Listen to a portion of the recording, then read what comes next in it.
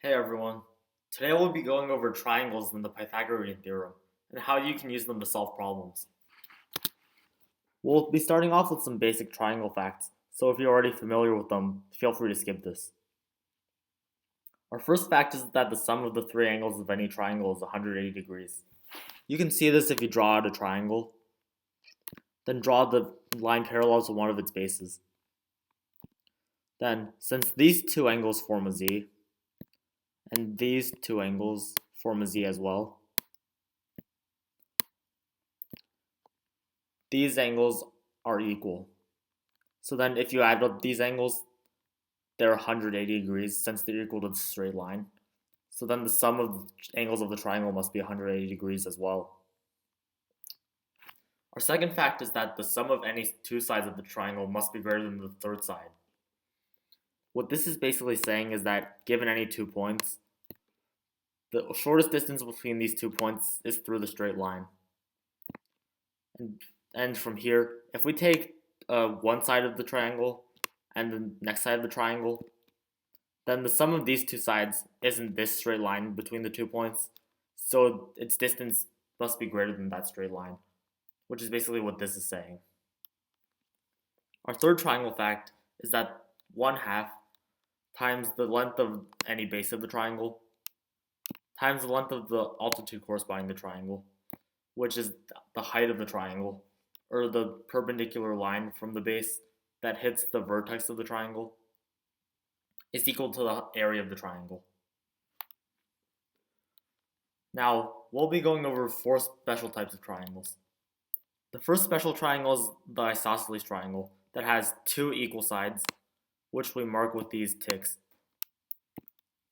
And you can actually show that these 2 angles of the triangle will be equal as well, which we'll do later in this video. Our second special type of triangle is the equilateral triangle, which is a special case of the isosceles triangle because it doesn't just have 2 equal sides, all of its sides are actually equal. So then the angles of this equilateral triangle are all 60 degrees because they're all equal and they sum to 180. So then their measures are all 180 divided by 3, which is 60. Our third type of triangle is the right triangle, which has one right angle of 90 degrees. And what this means for the other 2 angles is that if we set one of them to be equal to x, then the other one has to be 90 minus x. Because the sum of the 3 angles must be 180. So we have x plus 90 minus x is equal to 180. Sorry, x plus 90 minus x plus 90 is equal to 180. Our fourth type of special triangle is the isosceles right triangle. And this is basically just a triangle that's isosceles and right.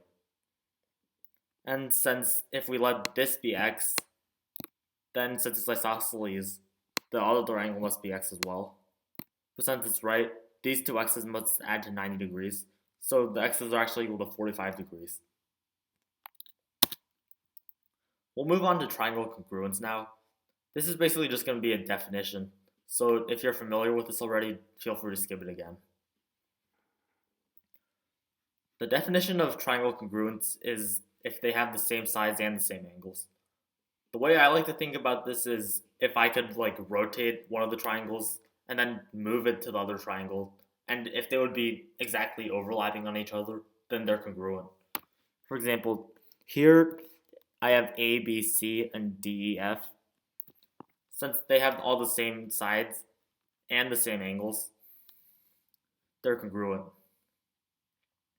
And some conditions you can use to show that 2 triangles are congruent are that if all sides of the triangles are the same, then they're congruent.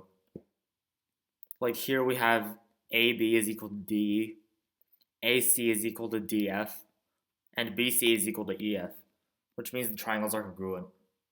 And this is useful if we know that all sides of both triangles are the same, since then we know that their angles must be the same as well.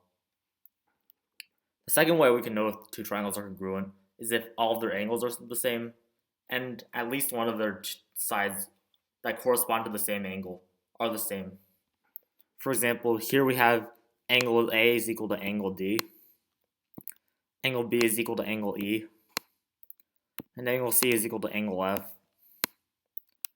But then, since we know that angle C is equal to angle F, and the side corresponding to them, AB and DE, are equal as well, then the triangles must be congruent. And then these two sides, AC and BC, and EF and DF are equal too. The last way we can know if two triangles are congruent is if these two sides of the triangle, for example, here we have AB and AC, and then DE and DF, and the angle between the two sides, which would here be A and here be D, are equal.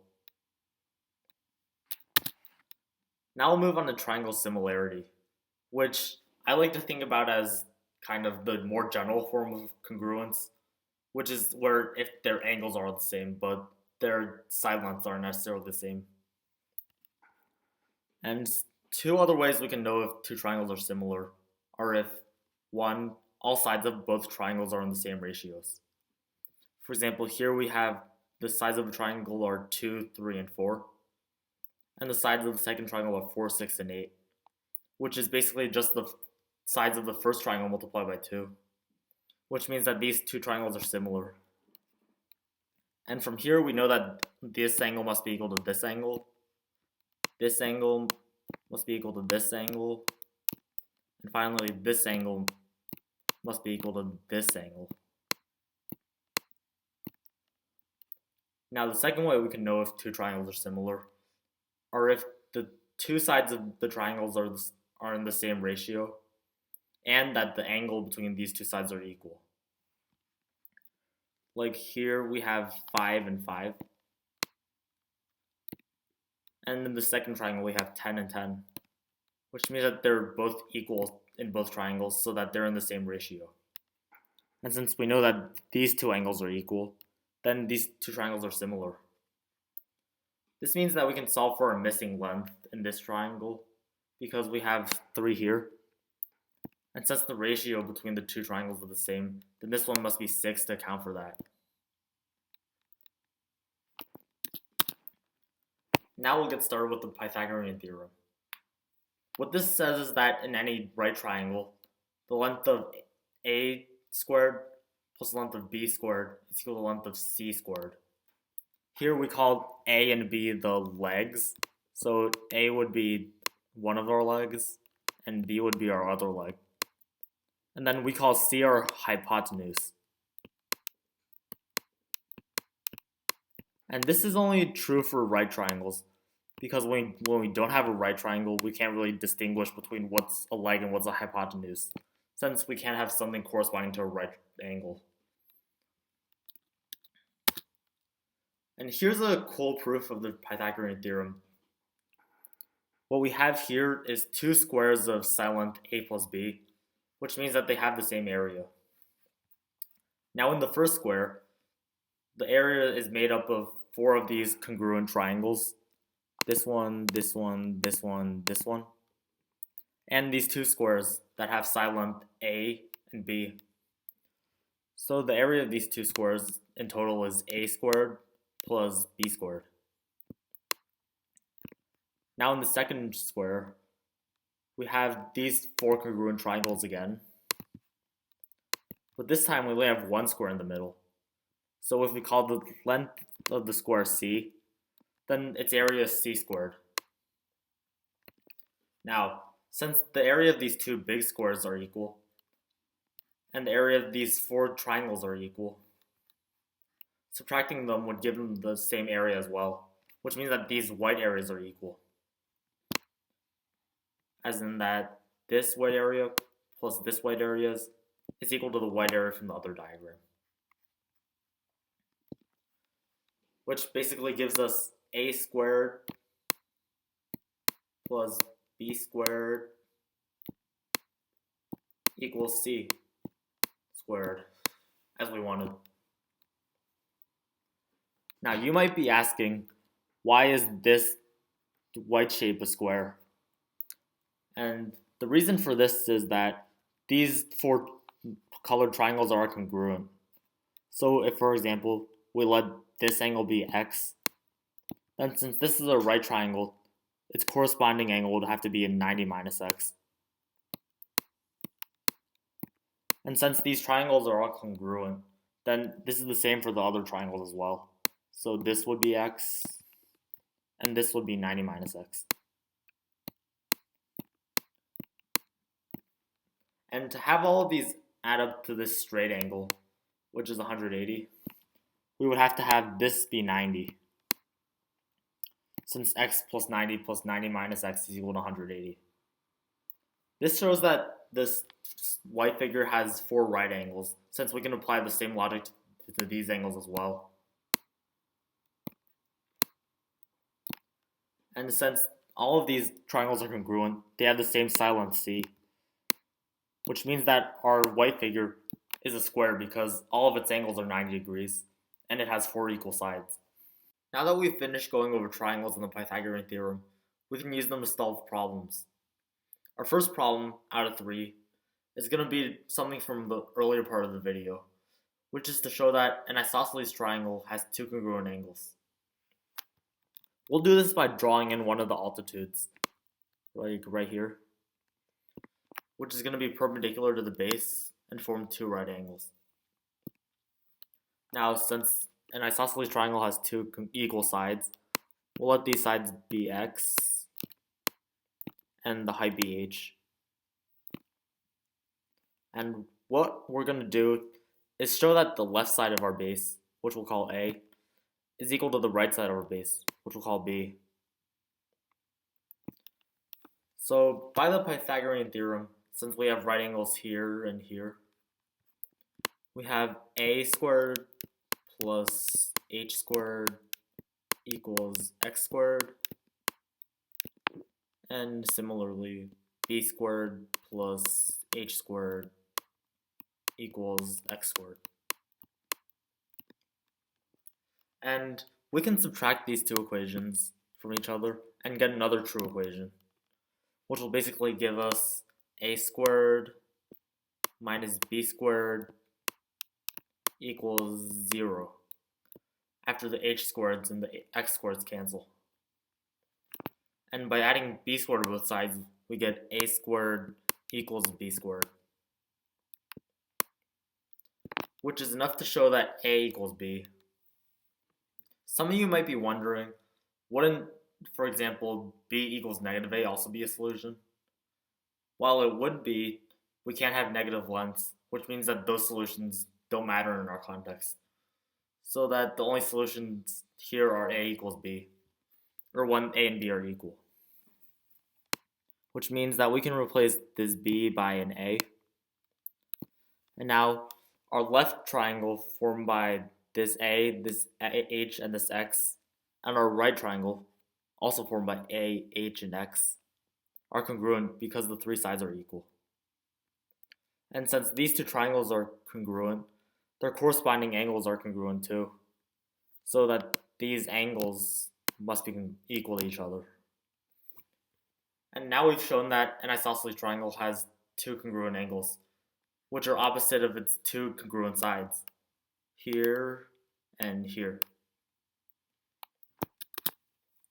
Our second problem is going to also use the Pythagorean theorem. And here we have a square ABCD with side length square root of 50.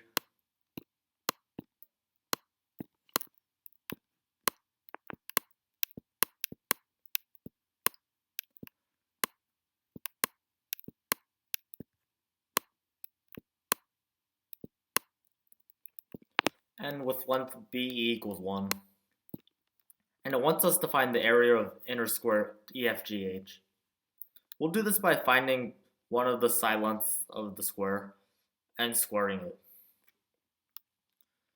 So what we can do here is start marking off all our right angles that we know. Since ABCD is a square, we have these 4 right angles. And since EFGH is a square, we have these 4 right angles.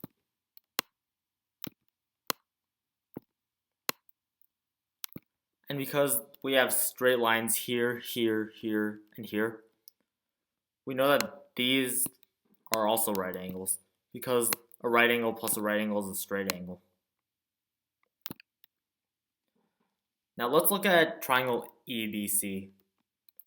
Because our hypotenuse BC is square root of 50, and one of our legs BE is 1, we have 1 squared plus the other leg EC squared is equal to the square root of 50 squared, which is just 50. Now we can subtract 1 from both sides to get EC squared equals 49, which is the same as saying EC equals 7.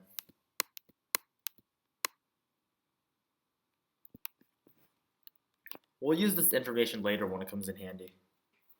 For now, what we'll do is mark up the angles of EBC that we don't already know. So we have this right angle here, which means we can let ECB be x, and then EBC be 90 minus x. Now, since we have ABC as a right angle, we know that ABH plus HBC must be 90. So angle ABH must be x. And then because triangle ABH is a right triangle, we have angle BAH is 90 minus x. And then since angle DAB is a right angle, we have DAG plus GAB is equal to 90. So DAG must be x. Then after that, we can apply the logic we used last time to find ADG equals 90 minus x, GDC equals x, and finally DCF equals 90 minus x. And if you see here, all 4 of these triangles, ABH, EBC, FCD, and ADG, they all have the same angle measures, and they also have the same common length, root of 50, on their hypotenuse, which means all 4 of these triangles are congruent to each other. And therefore, we have EB, which corresponds to FC. These two are equal to each other. And now we can find that EF plus FC equals EC because they form the straight line together. And if we substitute our numbers in, we find that EC equals 7. So we have 7 equals FC, which is 1, plus EF. So in other words, our side length EF is equal to 7 minus 1, which is 6. So the area of the inner square EFGH is just 6 squared, which is 36. So now I'd like to take a brief pause from our problems and explain trapezoids and parallelograms. If you're already familiar with these, feel free to skip them. So a parallelogram is a quadrilateral with 2 pairs of parallel sides. Like in this one, we have these 2 are parallel, and then these 2 are parallel. And to find the area of a parallelogram, you take any base, which we'll call B, and any height or altitude from this base, which we'll call H. And then this area is just BH. And in this diagram, you can kind of see that if you move this triangle all the way to the right, you would just get a rectangle with base B and height H. So its area would just be BH. And now, a trapezoid is a quadrilateral with exactly 1 pair of parallel sides. For here, we have this pair of parallel sides, and then this pair of sides which aren't parallel. And to find the area of a trapezoid, what we'll do is take the average of its 2 bases, which we'll call A and B, and multiply it by the altitude between the 2 bases, which again we'll call H. And We can show this by dividing the trapezoid into three parts. One triangle on the left, a rectangle in the middle, and a triangle on the right, by drawing in two altitudes. So since we have a rectangle, this length h is going to be the same height everywhere. And here we'll have a value x for the base of this triangle, we'll call it. And then since A is the top base, we have the bottom base of this rectangle is A as well.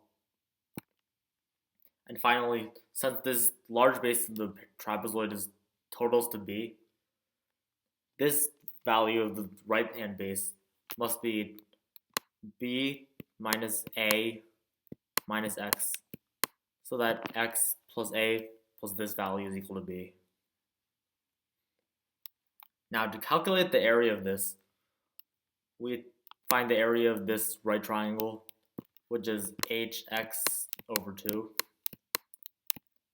Add it to the area of this rectangle, which is HA. And finally, add that to the area of this right triangle on the right, which is B minus A minus X over 2 times H.